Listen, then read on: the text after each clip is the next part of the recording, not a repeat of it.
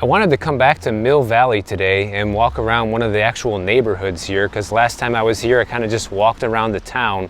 So we're in a neighborhood that's like, I don't know, 7 or 8 blocks away from town. And yeah, sorry guys, it's going to be expensive. I mean, we're in California, so hey, everything we're going to see pretty much from here on out is going to be expensive until I get back on the road and start hitting middle America again. And you know, it's getting so expensive for everybody, especially home buyers right now, that we have more home buyers starting to cancel their contracts at the last minute. You know, Redfin collects all sorts of data when it comes to real estate transactions, and one of the latest things that they're talking about is that in August, we saw 15.7% of people who were under contract on homes pull out at the last second. And this is up from a year ago. The same time in August last year was 14.3%. And before the pandemic, the cancellation rate was around 12 to 13%. So you're seeing these numbers start to tick up of more people getting cold feet before the closing day actually comes for one reason or another. And I know it might not sound like a lot, but it really is, because just in August alone, 60,000 home purchase agreements were canceled. So that's 1 in 7, guys. So it's not like it isn't a lot. It is a lot of people that are saying, yeah, I don't think so. And it doesn't mean that those people won't ever buy a place. Maybe that's just not the right place. Maybe, you know, the inspection turned out bad and it just wasn't the right property. There could be a ton of reasons why people pull out of the deal. It doesn't mean that they won't actually buy something in the future, but obviously we have really high mortgage rates, and as they continue to go up, you know, if a buyer gets pre-qualified and the mortgage rate was, say, 6.8% when they got pre-qualified, and then, you know, that kind of expires, and then they go to get it again before the closing, and now they're saying, whoa, now it's 7.2%. That's a big deal, and it's a big difference, and it can make or break the deal. And I think that's probably one of the reasons why we're seeing more and more cancellations. And you have people that have been working in the real estate business for 20 plus years saying that they haven't never seen so many cancellations in their life until now. And even if the mortgage rate stays the same for a buyer, there's a good chance right now that when the buyer really starts looking at the cost of what this is going to cost me every single month and realizing, wow, this is going to be insane. You know, at this house, at this price, at these mortgage rates, plus an HOA fee if there is one, plus the property taxes, plus the insurance. It just might all seem like too much right now, guys, especially since we know a lot of households are starting to struggle under the inflation that we're going through. You know, oil prices are starting to go back up. Like, to put into perspective, just when I first got here in this area, okay, the gas prices were about $4.89 a gallon. Now, most gas stations are $5.89 a gallon, okay? I'm not worried, because I'm not gonna be paying these prices forever. I'm only gonna be here for a few more weeks. But people that gotta pay this all the time, that really sucks. You know, you're talking well over $100 to fill up your gas tank in many cases. And people around here can probably afford that, but people that, you know, need to go to work every day and have to still pay these prices, it's insane. And even Redfin themselves is saying that sticker shock is basically the main thing that's making people pull out of these deals right now. And the only way that that's going to turn around is when mortgage rates fall. Well, we just saw the Fed meeting, and they're keeping the interest rates the same right now, with the probability that they're still going to increase it a little bit more before the year's over. So anybody who's waiting for lower interest rates to happen, don't hold your breath, because it's not going to be for quite some time. And already the interest rate projections of where we're supposed to be in a year from now are exceeding what people originally thought that it was going to be at earlier this year. We had all these real estate experts saying, oh, don't worry, you know, home buyers, you can buy right now and refinance later, because at the end of this year, we're going to see mortgage rates at 5.5%. Keep dreaming, guys. That was a massively wrong prediction. And, you know, anybody who bought into that narrative is now stuck with their 7% mortgage indefinitely for who knows how long. So the only way that this situation is going to get any better is if we have an increase in inventory and or a decrease in mortgage rates. And either one of those things is unlikely to happen anytime soon, because we need to see lower interest rates for a lot of people to decide to list their home, unless we see some sort of massive distress situation throughout the housing market that puts people on notice and they have to sell, whether they want to or not. So far, we haven't seen too much forced selling I did make a video last week talking about how we're seeing a lot of remote workers now that are forced to sell their home because they bought in the wrong area, too far away from the office, and now, oh, surprise, it's time to go back to work. So there is some of that going on. And listen, guys, some of this stuff is starting to happen. Like, I talked to my mom last night on the phone. She works for the post office, okay? She delivers everybody's mail.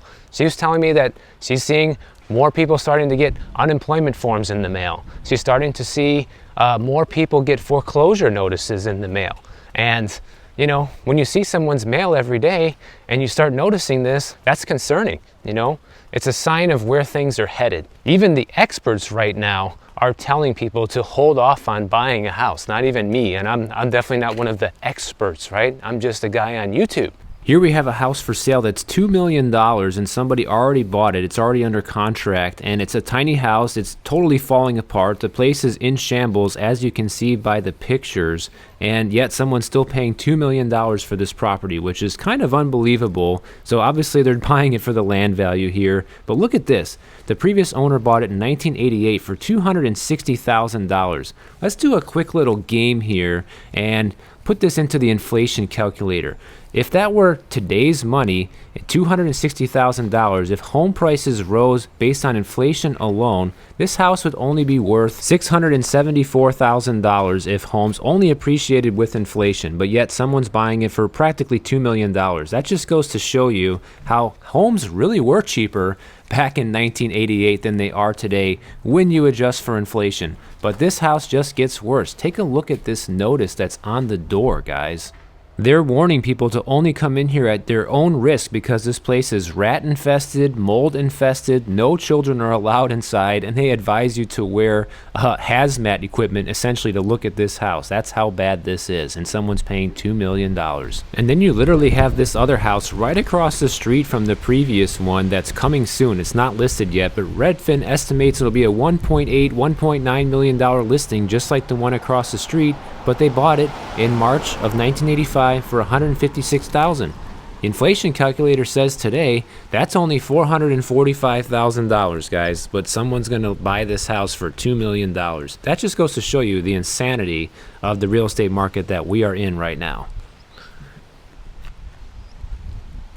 Now, many of the experts, meaning like economists and people that work for Redfin and these companies, are starting to say, hey, maybe you guys should hold off on buying right now because the conditions really aren't in your favor. And one of the main reasons for that is because of something that I always talk about here on the channel. And here's what they say. This is straight from Redfin's chief economist, Daryl Fairweather, okay? In almost every single metro, it's more affordable to rent than to own. Maybe that's a good reason to be a renter right now. And I know renters out there who've been frustrated and wanting to buy, you feel, you know, kind of squeezed by the rent because you feel like you're paying too much and you'd rather be a homeowner. Well, don't be that envious of the homeowners, guys, because homeowners have a lot of bills to pay that renters don't have to pay. And there is value in having the flexibility to move. There's value in not having to fix stuff around the house. There's value in paying less right now when everything costs a fortune. And this is even better for most people, especially because of the fact that supply for rentals is increasing much higher than places for sale. Even if I show you a map of this area right now where I'm at, take a look at this, guys. Look how many houses are for sale versus how many rentals there are. There are far more rentals available in this area where there's still very low inventory than there are places for sale. So that's an advantage for somebody looking to rent. That gives you leverage, that gives you flexibility on where you're gonna live, and ultimately lowers the price of rent, which is a good thing for you. Here's what another expert says. They say that this is not a good time to buy a house if you have the luxury of waiting. Housing selection is poor and the cost to borrow is high. I also agree with that. If you think that this low inventory situation is going to last forever, it won't, guys. It just never has and it never will. In fact, I don't even know if you've ever been in a situation like this when inventory has been this low for this long.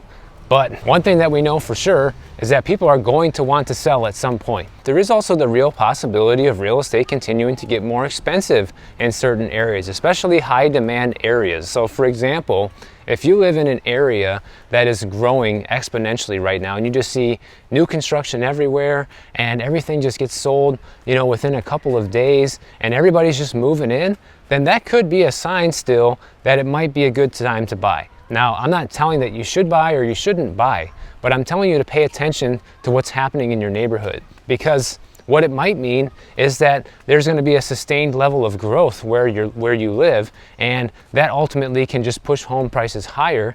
But the problem is, if you're stretching too far to afford it right now, and in the future it gets more expensive, you'll be priced out. However, that's a FOMO mentality, thinking that I'll never be able to own a home. But really, the last thing you want to do is overstretch yourself when it comes to buying a house, guys. Like, if it just feels too difficult, too financially expensive, and you're worried that it's going to get more expensive where you live, then maybe it's just not the right place for you. And one place where housing is definitely still affordable right now is in the Midwest, guys. Like, a lot of people can still afford to buy a house in the Midwest. And I grew up there. It's a nice place to live and grow up, as long as you can deal with the really cold winters, because that's just a reality of something that we have over there. But if you can get past that, then it could be still a good place to buy, because the Midwest didn't really see this crazy run up in prices of real estate over there. I mean, yes, things have appreciated, things have gone up, but not to the magnitude that you've seen in places like Miami and Arizona and Las Vegas and all the big bubble cities, essentially. And now that we have more remote work than ever before, it's kind of getting to be unpredictable on what's going to happen in certain metros, because we have so many people looking to move to different areas now because they can work from anywhere. And that kind of changes things. It changes these dynamics in a way that we haven't really seen in the past. So it makes it even harder to predict what's going to happen to your local area. But I would tell anybody that, hey, just like these experts are telling you, listen, if you have the luxury of waiting right now, you can afford to buy, but you're just choosing not to because you're saving so much money renting, then by all means, continue that and keep your eyes open for a good deal. But if you're somebody who's like struggling to get on the property ladder and you just want to buy a house, but you don't want to be house poor, then I'd be looking at moving somewhere different, guys. Because once you actually get into a house in your area and you're just struggling to make the payments, all it will take is one financial hiccup and you could be in big trouble and end up losing the house anyways. And that's not a situation you want to find yourself in. And like I said, owning a home right now is not all that it's cracked up to be, because check this out. A lot of homeowners right now are taking drastic measures to lower their insurance bills, because insurance is becoming one of the fastest growing expenses for all homeowners, unless maybe you live in the Midwest, and then that's another actual good selling point for the Midwest right now. Like, as somebody who grew up there, guys, I think right now the Midwest has a lot going for it. I'm not trying to sell you on the Midwest. I just think that if you're somebody that wants to own an affordable home and not pay massive amounts of insurance every year and, you know, insane property taxes and all these other things that come along with owning a house, then that could be somewhere that you might want to look at. So we're talking places like Wisconsin, Illinois, Iowa, Indiana, Missouri, Michigan, Minnesota. That's kind of like the Midwest. And there's nothing wrong with living in those places. It's just you got to be able to deal with the cold winters. But anyways, one way that people are trying to save money with their homeowners insurance right now is the typical homeowners insurance deductible is anywhere between $500 to $1,000. More people are starting to opt to have homeowners insurance policies with deductibles up to $2,000 to $2,500, which has actually tripled between now and 2019. The number of homeowners insurance policies that only have a $500 deductible have fell by 2/3 between 2019 and 2023. So what does that tell you? More people than ever are looking for ways to save money on their insurance because it's getting too expensive. And as a renter, guess what? You don't have to worry about that. And listen, guys, I am not telling people that you should rent for life and never own a home. If that's something that's a goal of yours and something that you want to do, then you should definitely work towards it and make it a reality. But it's just that the timing right now is just so awful to make that dream come true. And you could just get stuck with a house and get in trouble and get upside down. And it's just the last thing I want to happen to the people that buy.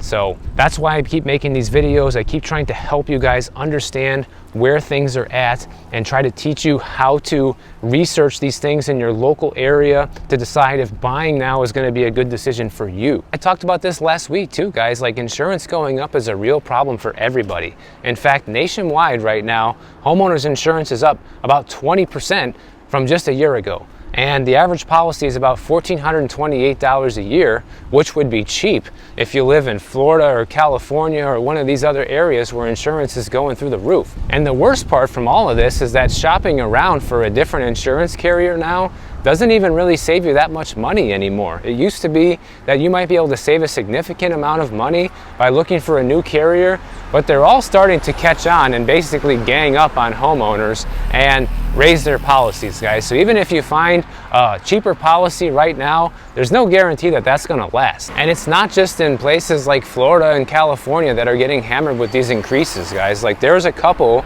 in Arkansas, okay? They were paying $1,600 a year. Well, now it just shot up to $2,700 per year. Are you envious of that as a renter? I know I wouldn't be. And guess what? That's with their homeowners insurance policy having a $5,000 deductible. So if anything happens, the first $5,000 is on them, and that's with paying the homeowners insurance company $2,700 a year.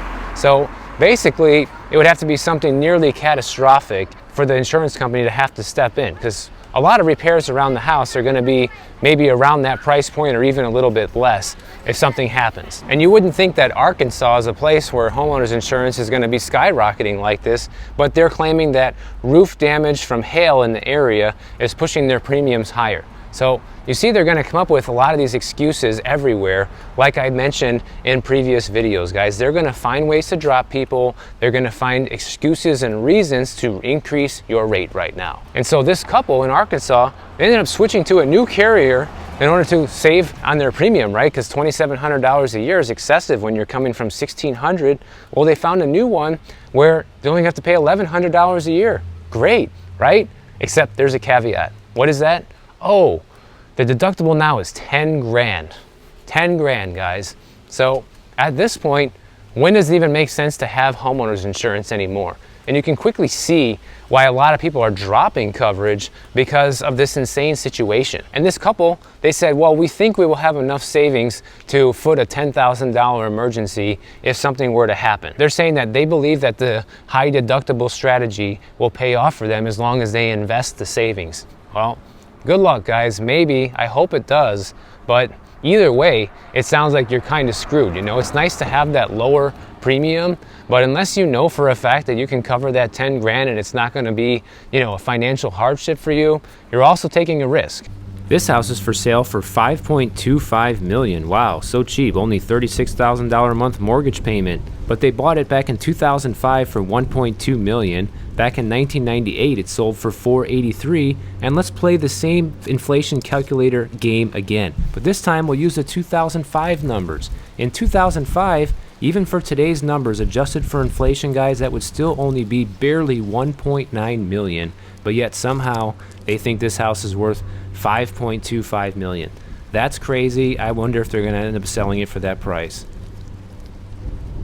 And some homeowners are even saying now that they're being actually nudged by their insurance broker or their insurance agent to actually go for this higher deductible policy because it actually puts more of the risk on you, okay? Because you're basically volunteering to cover a higher portion of any potential damage or claim in the future that they might face. And that's good news for them, guys. Like, that's music to their ears that, hey, it's one less thing that we might have to pay for. We can still collect $1,200 a year from you. Now, one way it might be easy to decide going the route of this higher deductible is better for you or not is look at the past. I guess you don't have anything to draw on if you're a new homeowner, but if you've lived in a home for a while and you're seeing your insurance rates go up and you have never had a claim, maybe only one in the past, and there's not really that many natural disasters where you live, then it might make sense to go for this higher deductible strategy because the odds of you needing to make a claim are probably very low.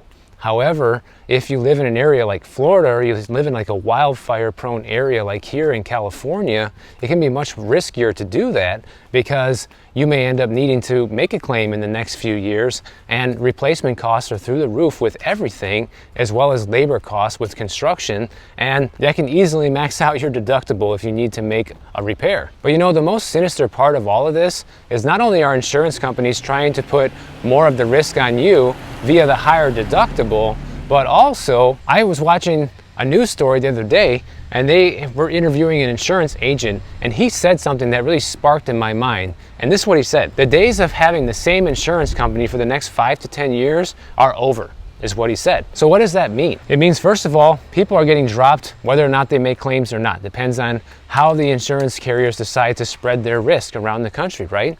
Well, it seems like their latest strategy is the best way to spread the risk is only cover any individual household for maybe a few years and then drop them for whatever excuse they can come up with, because as long as they're not discriminating, they can drop you for any reason they want to, and that's just the way it is. So what they're likely doing right now, they'll write you a new policy like, hey, you know, we'll give you the policy for $1,400 a year and a $5,000 deductible, and after 2 or 3 years, they'll drop you. They'll send you a notice of cancellation, non-renewal notice, and you have to go with somebody else. And then the same thing happens, rinse and repeat once again. So the strategy seems to be is they just want to take your money for a few years, and hopefully you'll have no claims, and then they drop you and move on. And that's how they're trying to spread their risk now, by just not covering anybody, guys. They're basically trying to collect all these premiums and never pay out. And that's always been the strategy of insurance companies, but this seems to be the latest gimmick of how they're trying to get away with not paying anybody. It's just by dropping people everywhere. And then when they move into another area and start insuring different people there, a few years later, they drop them as well. And they're just basically betting on the fact that, well, maybe we won't have any claims, or the claims will be minimal, and trying to minimize their risk like that. And this whole insurance thing, when it comes to policies going up, we just said that it went up over 20% nationwide and just the last year for basically everyone. That's been the national average. However, this is the scarier part.